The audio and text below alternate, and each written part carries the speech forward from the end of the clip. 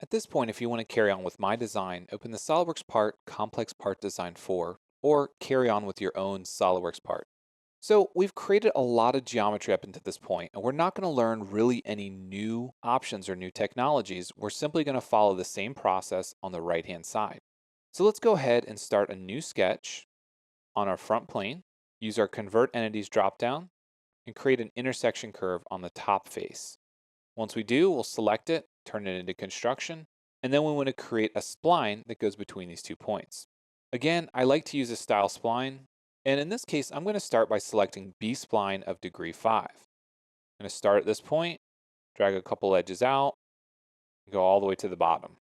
Again, with these first edges, we want to make sure that they're either collinear or tangent to the surrounding geometry, and then we want to add some collinear relations.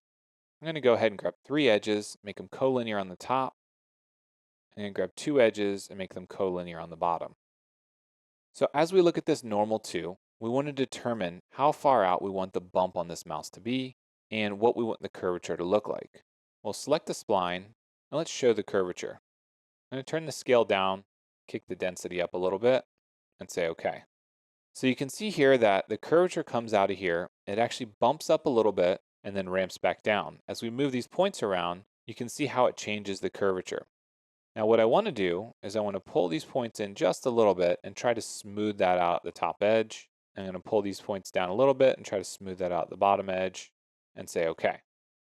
So again, we're going to follow the same process. We're going to do a boundary surface from this top edge, right click, use the selection manager, use the bottom edge, and then we're going to use direction to our sketch. We're going to drag these endpoints to make sure that we're not creating a triangular patch on the edges. But in this case, the curvature isn't as extreme as it was on the other side, so we don't have to patch as close as we needed to on the other side to this sketch. But we do want to make sure that we have tangency to face on both the top and the bottom, and take a look at our results. So you notice on the back side, what's happening here is it's got this little bump in it, and we really don't want that to be in the middle of that section of our mouse. So as we go back, we drag closer to that curve, you can see how it changes. So really what we should do is either create this boundary surface farther back or add another curve in the middle here.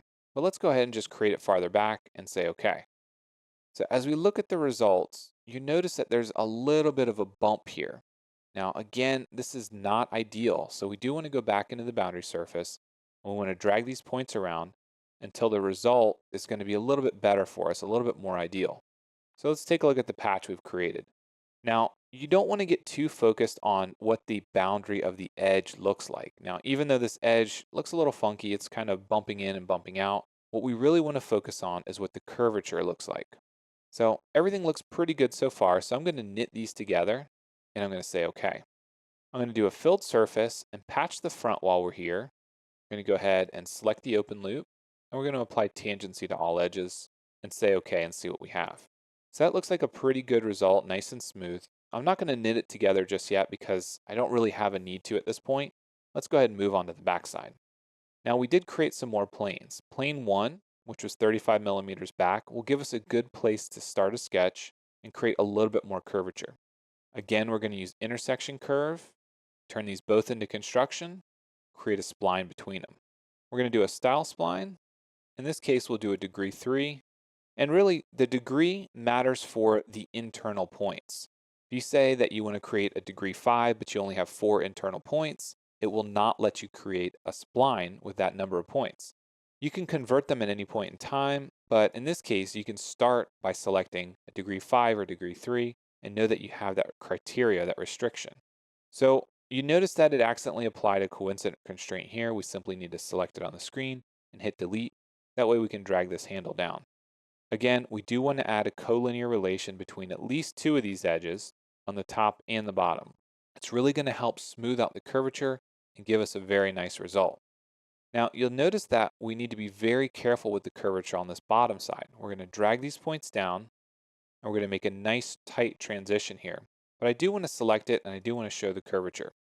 So you can see what's happening here. When we show the curvature, we have a pretty big bump at the bottom. But as I turn it on, I think it's going to really help for me to increase the scale to see what's going on up in this section. That way I can grab these points and I can drag them back and try to smooth the curvature out a little bit more. That's a much better result, much smoother transition from the top side. So now we can come out, we can do another boundary surface going from this top edge to this bottom edge. Direction 2, we'll grab this edge in the sketch. And again, we're going to take these endpoints and we're going to drag them back because we don't want to end at the degenerate point in the corner. We want to save that for a filled surface. We'll add tangency to face on both the blue edges in direction 1. We'll add tangency to face on the selected edge in direction 2. And we'll just simply use the sketch as a guide. So you notice that the transition doesn't look real great here. It sort of bumps out and then comes into this tight sort of corner right here. So what that's telling me is I really want to go back to sketch 16 and manipulate it just a little bit. So inside sketch 16, I'm going to select it, I'm going to turn off the curvature, and I'm going to drag these points in just a little bit, try to reduce the curvature, the bump out here, and tighten it up just a little bit more. So as we do, that helps out our transition here, but now I want to go back into sketch 17 and manipulate it. And this is a very good thing to think about for why we leave these sketches underdefined. We need to leave them underdefined for at least a little while so that it helps us define these curves. Because if we left everything fully defined, we'd have to come back and manipulate a ton of dimensions in order to get this curvature to change. Now, I feel like we're going to have a slight problem in this area because of the way it's transitioning, but I'm going to go ahead and say okay, and let's see what happens. So you see it creates this sort of weird flat spot. I really don't like what's happening here. So I'm going to delete boundary surface 7, and I'm going to try to do a filled surface. I'm going to go from this edge to this edge and this edge, and I'm going to say apply tangency to all. Now, as I look at the result, it looks like a pretty smooth transition, but I'm going to kick up the mesh display so I can get a better idea of what's going on here. That looks pretty good. I'm going to try to add my sketch as a constraint curve, pull it in just a little bit more, and I really don't like the way that's transitioning, so we can clear the constraint curve and say okay. We can come back in and we can hide sketch 17. That's a much better result. So let's go ahead now and knit all these surfaces together and say okay. So as we look at the mouse that we've created so far, we have a lot of complex curvature. And hopefully you'll start to see that the process of creating this happens with a bunch of smaller patches. Now, it's often the case when you have somebody just starting out and creating complex surfaces that they try to do too much with one surface. Now, my general rule of thumb is if the curvature changes direction more than once, you're going to want to split it up into multiple patches. Like, for instance, ideally, I probably would have done this patch in 2 sections, but because of the surrounding geometry, it actually worked out well enough that I could do it in one. But it's going to be a lot harder if this was a bigger surface, such as this broad surface here. So when you start to tackle these more complex problems, you really want to think about how you can split it up and break it up into different curves. Now, from this point in time, if we wanted to turn this into something more usable, we'd have to create a solid body from it. And you can do that in a few ways. I could go ahead and create a filled surface on the bottom and fill this in. But remember, when we created these edges, we don't really have a flat bottom here. We really worked off of it based on these helper surfaces. So we can use the delete face option. We can go around and delete what were all originally our helper surfaces. Say delete, okay, and get rid of all those. Now we can create a planar face based on the entire bottom. So I'm going to go ahead and select the loop, say okay, and now we've created a complete flat bottom. We can knit these together, and now we have a create solid option. So now we've taken that original set of surfaces, we do a section view, you can see that this is a complete solid body. It has no hollow shell open geometry in it. So at this point, we could go to our feature tab, we could select it, and we could try to do a shell. So now we've made a thin wall solid based on our original geometry.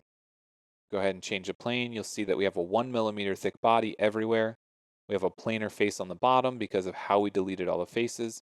And now we could move forward with some more product design type work, adding details on the inside, cutting it up for the button and the mouse wheel and so on. So this is a really good point to move forward with a complex injection molded part design. But for us, it's a good point to save and also end.